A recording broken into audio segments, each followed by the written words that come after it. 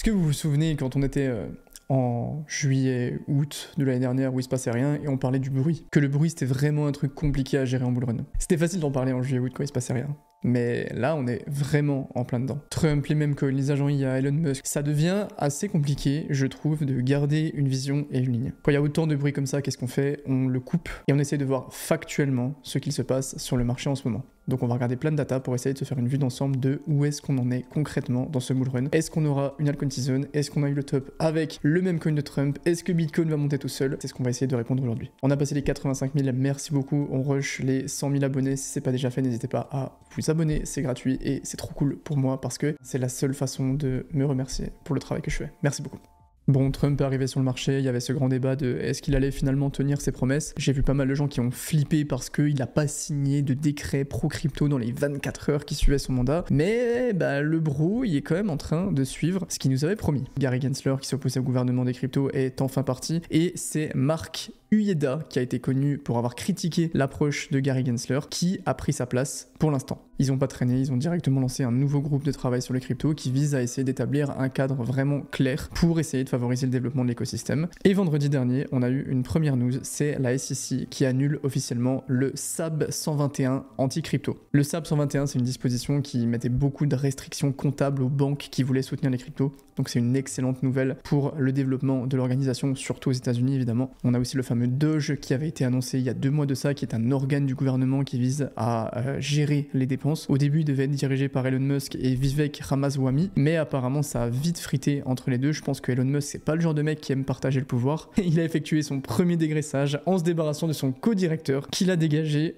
en quelques jours. On en avait parlé, Donald Trump, il a élu David Sacks qui a été nommé tsar de l'IA et des cryptos. Il faisait partie de la fameuse PayPal Mafia, tout le groupe autour de l'équipe qui a créé PayPal qui s'est dispersé et qui littéralement contrôle le monde maintenant. Son rôle, ça va être de développer un petit peu la compétitivité américaine dans l'IA, dans les cryptos. Trump a clairement pas blagué, on a eu aussi des confirmations de réserves stratégiques et même de réserves crypto, donc les choses avancent dans la bonne direction, toutes les promesses pour l'instant sont tenues. On aura très probablement une réserve stratégique de Bitcoin, on aura peut-être aussi une sorte de fonds souverain d'altcoin quand on voit ce qui se passe avec les mêmes coins, avec les ETF Solana, XRP. On a le schéma le plus bullish possible en termes de news actuellement sur les cryptos, et c'est magnifique. Maintenant c'est cool, mais les news gouvernementales ça fait pas tout, et ça vaut pas grand chose si jamais on n'a pas un bon contexte macro. Il y a pas mal de gens qui commencent à dire que Bitcoin et les cryptos sont en train de se décorréler de la macro. Non, c'est tout le contraire, la macro n'a jamais été aussi importante pour les cryptos. Et justement, on a eu des chiffres qui sont très intéressants, le chômage en baisse, une inflation qui commence à être contrôlée, où on a eu quelques petites surprises, on pensait que l'inflation serait beaucoup plus haute que ça, et finalement les chiffres ont été très intéressants. Et ce qui est aussi beau, c'est que selon Trueflation, on aurait cassé un petit peu cette tendance haussière de l'inflation, qui n'est pas forcément très bon, parce que je vous rappelle que la Fed a un objectif autour des 2%, et donc on avait cette hausse inquiétante pour les futurs taux d'intérêt, et là, finalement, on est en train de se rendre compte que ça se passe pas si mal qu'on le croyait, et qu'on a un début de retournement de tendance de l'inflation qui serait une bonne nouvelle pour les futures baisses des taux. On entend toujours tout et son contraire avec la Fed. On sait maintenant qu'ils font vraiment fuiter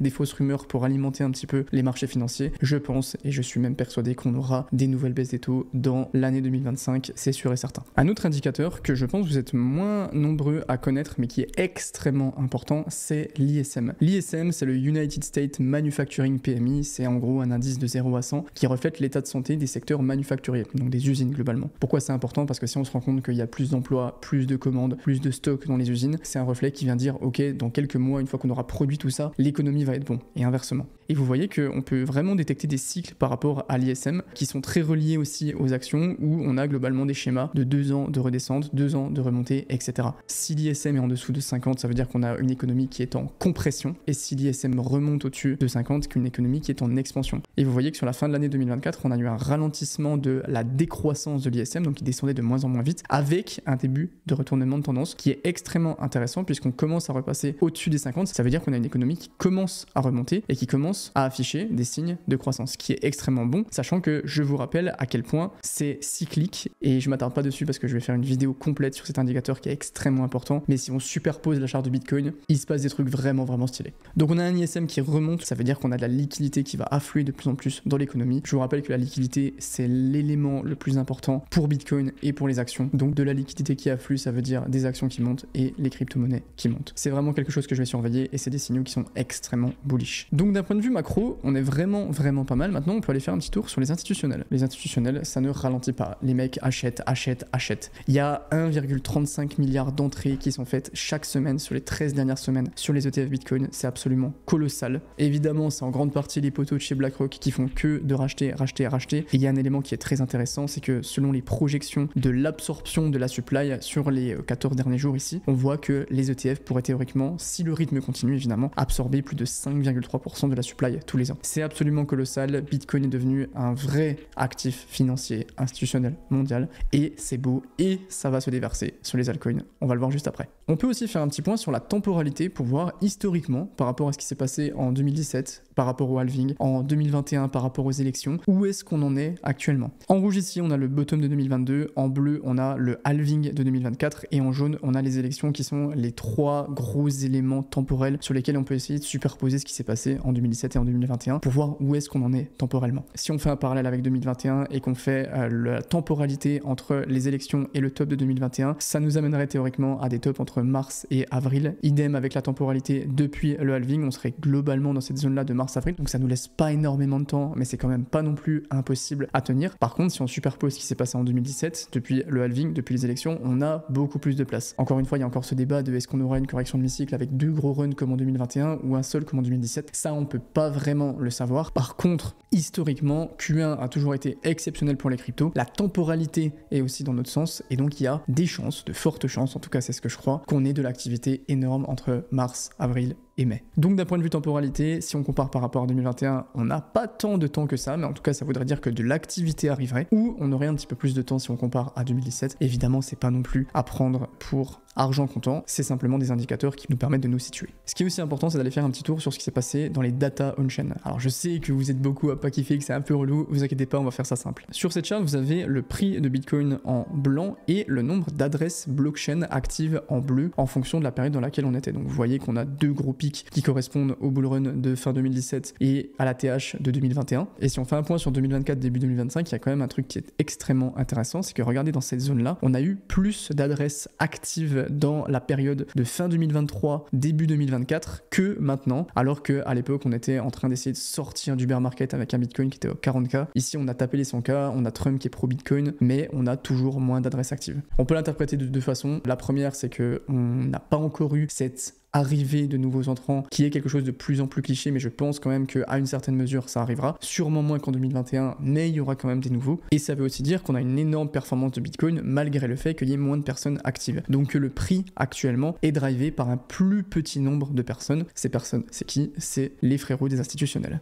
Donc on a encore quand même beaucoup de marge, vous voyez qu'on est largement en dessous aussi des niveaux de mars 2021. C'est possible que tout ce qui se passe actuellement amène progressivement un afflux et qu'on ait tout qui s'aligne avec une temporalité qui arrive en mars, avril, mai. Quand on a un market cap de Bitcoin qui est de 2000 milliards, comment on le calcule? C'est concrètement en partant du principe que chaque Bitcoin vaut le prix actuel, c'est 104 000 $ à peu près. Et donc on va faire le nombre de jetons en circulation fois 104 000 $. La Real Cap, on va se baser au prix auquel chaque Bitcoin a été acheté pour la dernière fois. Donc si j'achète un Bitcoin à 100 000, que vous achetez un Bitcoin à 180 000 et qu'on a deux Bitcoins en circulation, c'est pas le prix actuel qui va compter, c'est mon 100 000 plus votre 80 000 et on aurait un market cap de 180 000. Ça permet globalement de voir un petit peu comment les gens réagissent en fonction du prix actuel et est-ce qu'on a des gens qui sont encore prêts à acheter des bitcoins à ce prix-là. Si vous n'avez pas compris, c'est pas bien grave, le seul truc à comprendre c'est que si on a une Real Cap en hausse, ça veut dire qu'on a des nouveaux capitaux qui sont injectés et si on a une Real Cap en baisse, ça veut dire qu'on a des capitaux qui sortent du marché. Si on va faire un petit tour sur la Real Cap en ce moment, vous voyez que la ligne bleue là, elle est en hausse permanente. Ça veut dire que peu importe le prix, que ce soit 60 000, 70 000, 75 000, 100 000 actuellement, les gens sont encore prêts à acheter des bitcoins à ce prix. Actuellement, on a un croisement entre le prix de Bitcoin et la Real Cap, ça veut dire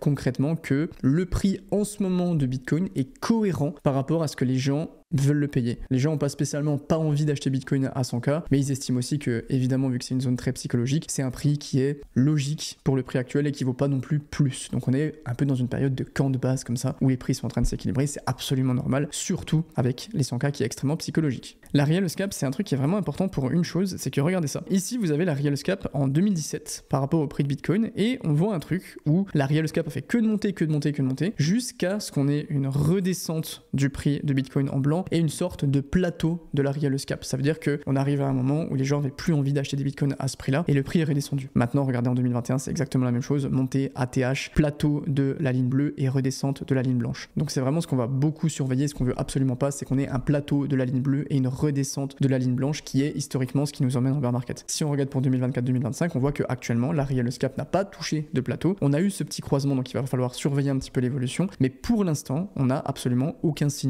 que les gens commencent à vendre leur bitcoin, qu'on pourrait être à un top possible, et ça montre que normalement bitcoin devrait aller à des prix encore plus hauts. Donc je vais suivre ça. Ce que je veux surtout pas voir sur la Real Cap, c'est plateau bleu, redescendre du prix en blanc. Maintenant, on peut aller faire un tour aussi sur les nouveaux, les short-term holders. En gros, les short-term holders, c'est les adresses qui détiennent des bitcoins depuis moins de 155 jours, les petits nouveaux. Et on voit avec la charte orange ici que sur cette zone-là, sur les 155 derniers jours, les short-term holders ont accumulé plus de 5 millions de bitcoins. La question qu'on peut se poser, c'est ok, mais les nouveaux, comment est-ce qu'ils sont? Est-ce qu'ils sont en profit ou pas? Parce que concrètement, s'ils ont fait beaucoup de profit, ça voudrait dire qu'on arriverait à un stade où les mecs aimeraient quand même bien vendre leurs profits et où ça pourrait devenir inquiétant parce qu'on pourrait avoir une grosse pression à la baisse. Donc c'est vraiment cette question-là qu'on va se poser et on voit que pas vraiment. Ici, vous avez ce qu'on appelle le NUPL, donc les gains et les pertes non réalisées des fameux holders court terme. Si on est en vert, ça veut dire que les holders court terme sont en profit actuellement. Si on est en rouge, ça veut dire qu'ils sont en perte. Et actuellement, on est dans la zone ici où on est à moins 42 milliards pour les holders court terme. Ça veut dire que la moyenne des gens qui ont acheté des bitcoins sur les 155 derniers jours sont actuellement en perte. Et que historiquement, si on regarde par rapport aux périodes de bull run, on est toujours sur des grosses périodes vertes avant d'avoir une redescente. Ici, on a eu une période verte qui est, selon moi, pas assez significative pour qu'on puisse commencer à dire c'était la TH, machin. Mais par contre, ce qui va quand même être intéressant à surveiller, c'est qu'on a un début de divergence entre le NUPL, donc les profits qui redescendent, et le prix de bitcoin qui monte. C'est vraiment un truc qu'on veut pas voir. Pour l'instant, je pense qu'on est à court terme, donc c'est assez normal avec tout ce qu'il y a eu. On va avoir un peu une digestion de tout ça et remonter. Mais je vais quand même surveiller ça parce qu'à long terme, ça peut être l'un des signaux assez bearish pour la suite. On peut aussi faire un petit tour du côté de l'activité des mineurs en allant voir le MPI. Le MPI, c'est le ratio du nombre de bitcoins qui sont vendus par les mineurs tous les jours par rapport à leur moyenne de vente sur l'année. Si elle est en hausse, ça veut dire que les mineurs conservent leur bitcoin et qu'on est encore sur des prix qui sont logiques et confortable en tout cas pour les mineurs. Si on regarde sur cette charte, la ligne bleue, il n'y a absolument pas de quoi s'inquiéter. On est sur un MPI qui est globalement en baisse. Et si on va voir derrière le NUPL, cette fois des mineurs, donc les gains et pertes non réalisées des mineurs, vous voyez qu'on est sur des zones à 0,52. Donc c'est correct, mais on est bien en dessous de la zone de la TH de 2021, de toute l'année 2021, où les mineurs s'asseyaient sur beaucoup plus de gains. On peut faire aussi un point par rapport aux altcoins en regardant où est-ce qu'on est par rapport à la dominance de Bitcoin. Pour l'instant, la Bitcoin dominance est là à 58%, donc on est encore assez loin de notre fameuse barrière des 55% qu'on avait testé de manière millimétrée. Là, c'est hyper intéressant dans la fin de l'année 2024. La dominance, c'est vraiment la boussole de l'alt-season. Dès qu'elle descend en dessous de 55%, ça veut dire qu'on a beaucoup plus de liquidité qui afflue sur le marché des altcoins et donc que forcément, on va avoir un peu plus de volume dessus et donc des hausses de nos cryptos. Donc il va falloir être encore un petit peu patient, surtout que si on rajoute la charte du Total 3 et de Bitcoin, vous vous rappelez dans la dernière vidéo, on cherchait une décorrélation entre le marché du Total 3 qui s'en irait à la hausse alors que Bitcoin accumulerait parce que les liquidités se déverseraient de Bitcoin vers les altcoins et pour l'instant on voit que c'est toujours exactement la même charte. Donc patience, pas de signaux d'alt-season pour l'instant, même si la configuration va dans cette direction. C'est pas selon moi quelque chose qui va arriver dans les 2 prochaines semaines. En fait c'est marrant parce que à court terme, on peut très vite avoir cette sensation que le token de Trump c'était la TH, qu'on n'aura jamais d'alt-season, qu'il va y avoir que les mêmes coins qui vont perf, etc. Mais si on regarde l'image complète, on voit que en coupant le bruit et en regardant les datas, on n'a jamais été dans une configuration aussi bullish. Le gouvernement est en train de tenir ses promesses, la réserve stratégique Bitcoin arrive, évidemment ça prend pas une semaine, mais tout est en train de se mettre en place et arrivera. Les ETF, XRP et Solana seront acceptés, pas forcément au mois de janvier, mais ça arrivera dans les prochains mois, c'est sûr et certain. D'un point de vue on-chain, on est très loin d'une zone de surchauffe, vous le voyez, les mineurs n'ont pas spécialement de grosses prises de profit, les mecs qui viennent d'arriver sont pas sur des énormes gains et vont pas se casser du marché. On n'a pas encore des niveaux aussi comme en 2021 avec des gros nouveaux entrants qui arrivent. Donc pour l'instant, on est encore dans un jeu de patience où tout est littéralement fait pour faire passer la liquidité de nous, les particuliers, vers les instituts. Pour qu'elles puissent accumuler à des prix qui sont plus bas, pour sortir aussi les gens les plus faibles, pour continuer d'accumuler, pour ensuite que les prix arrivent à la hausse. En tout cas, c'est ma conclusion. Je pense qu'on aura une altcoin season en mars, avril, mai, qu'on aura de la liquidité. J'ai toujours la même thèse que pour l'instant, le cycle se passe exactement de la même manière. Bon, à part le président de la République qui lance son même coin, mais c'est un petit détail.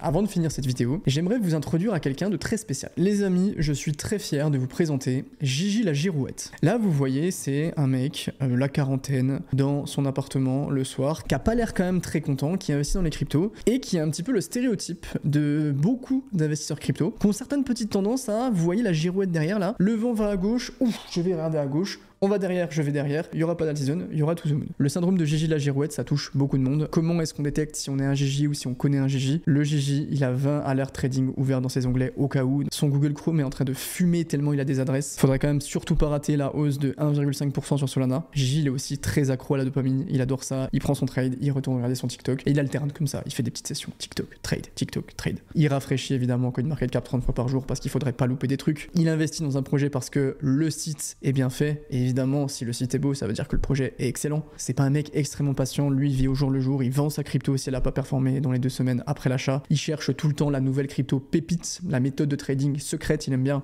les mots secret, trading, urgent, pépite. Il change d'avis à chaque fois qu'on a une nouvelle news. Dès que Donald Trump n'a pas signé dans les 48 heures après son investiture le document qui va dire que Bitcoin va aller à 300 000, ça sera la TH, c'est trop tard, dommage. Il met évidemment tout son portefeuille sur les nouvelles tendances parce qu'il cherche que les x100, donc il va tout mettre dans les mêmes coins, les agents IA, souvent au top d'ailleurs. Il adore les graphiques très compliqués qu'il ne comprend pas. Il dépense plus en frais de transaction sur les différentes blockchains que pour payer des habits pour ses enfants. Et il achète évidemment toutes les crypto-monnaies du top 300 et il crie sur les réseaux, je vous l'avais dit, quand l'une d'entre elles monte.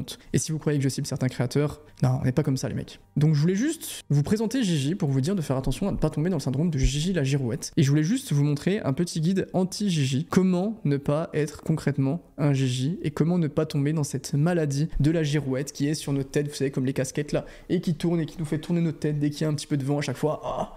Ça a baissé de 5%, c'est un peu relou. Comment ne pas être un Gigi et contrôler et surfer son cycle au top de la montagne comme ça alors qu'il y a énormément de bruit autour de nous mais on reste zen. Première chose, contrôler son addiction à la dopamine. Les investisseurs crypto, c'est pas des gens hors du temps. On est beaucoup à être accro à la dopamine et on est dans une période où ça a jamais été aussi facile d'être meilleur que 99% des gens. Il suffit juste de pas être addict, littéralement. Donc attention à ça, attention à contrôler les spikes de dopamine que vous allez vous donner quand vous allez voir un tweet ou quand vous allez voir votre crypto qui monte ou votre portefeuille. À l'inverse, c'est aussi des spikes de cortisol, l'hormone du stress quand vous voyez les descentes. Évitons-nous ça et juste contrôlons notre addiction. Pour ne pas être un Gigi, il faut aussi avoir des convictions, des vraies convictions. À un moment, si on investit, on accepte qu'on est là pour les 6 prochains mois avec des convictions et c'est pas grave si les convictions ne marchent pas, mais dans tous les cas, si on n'en a pas, ça va être problématique. Donc acceptons d'avoir des convictions claires et de ne pas être la girouette et de ne pas la laisser nous contrôler. Acceptez aussi que l'incertitude fait partie du voyage. Oui, on aurait pu acheter des bitcoins en 2014, mais on en aurait vendu en 2015 parce qu'on était dans l'incertitude. L'incertitude fait partie du voyage et ça rejoint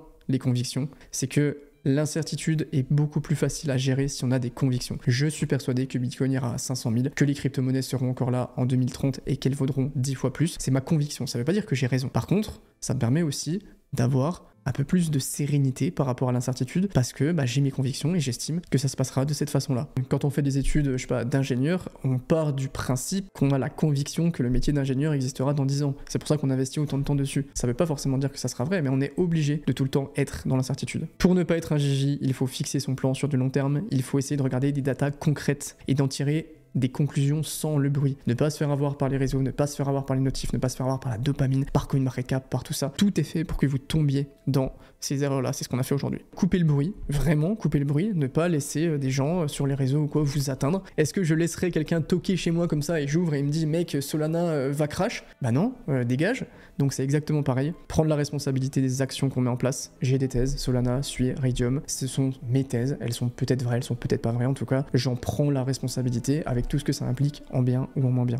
Et pour finir, continuer de se former et être honnête avec soi-même. Je suis le premier à avoir fait beaucoup d'erreurs, d'accord? Je me suis trompé sur plein de cryptos, j'ai encore plein de trucs à améliorer. J'essaye de juste continuer de me former et de donner la meilleure qualité de ce que je peux donner à l'instant T, en étant à l'aise avec le fait que c'est pas forcément la vérité ou que c'est pas forcément quelque chose qui est bon. Je vous ai mis dans la description le guide anti-Gigi. La maladie de Gigi la girouette, elle touche beaucoup trop de personnes. Et vraiment, le Gigi ne va pas faire d'argent à ce cycle. D'accord? C'est sûr et certain. Il va vendre trop tard, il va switcher crypto-monnaie, etc. Et des notions aussi simples concrètement à prendre que celles-là, qui sont pas des notions spécialement techniques, c'est ce qui va vraiment faire la différence entre ceux qui feront d'argent, ceux qui feront beaucoup d'argent et ceux qui en feront pas. Mot de la fin, tout se passe très bien, les datas sont très bonnes et s'il vous plaît, ne soyez pas un Gigi. Merci beaucoup, ciao les potes.